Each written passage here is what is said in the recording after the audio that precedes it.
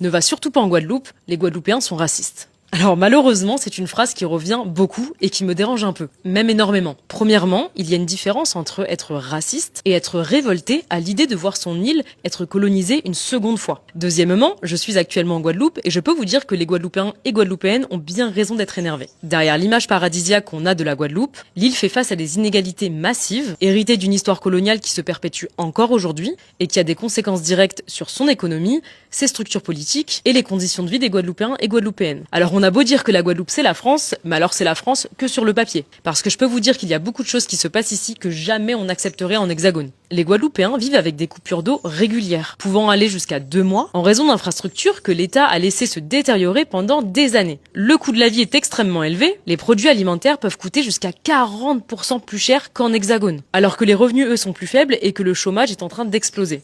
Il y a aussi évidemment la question du logement. La Guadeloupe a été pointée comme l'un des territoires les plus touchés par la crise du logement social. D'ailleurs, beaucoup de terres, beaucoup de logements sont détenus par des personnes qui ne vivent même pas ici à l'année, pendant que de nombreux Guadeloupéens ont de plus en plus du mal à se loger sur leur propre territoire. Et à toutes ces inégalités-là, sachant que j'en ai oublié pas mal, la Guadeloupe fait face à un mouvement important de personnes blanches, donc privilégiées, venant d'Hexagone, pour s'installer en Guadeloupe et qui ont énormément de facilité à trouver un travail, un logement et tout ce qui va avec. Alors que même les Guadeloupéens n'y arrivent pas. C'est simple, on appelle ça du néocolonialisme.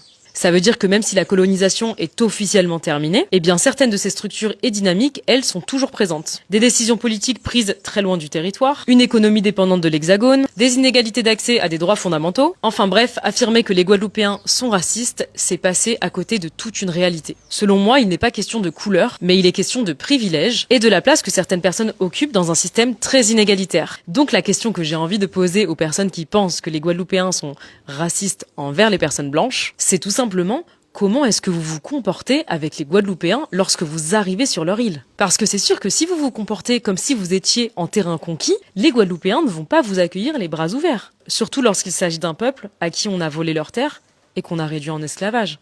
Faut se poser les bonnes questions.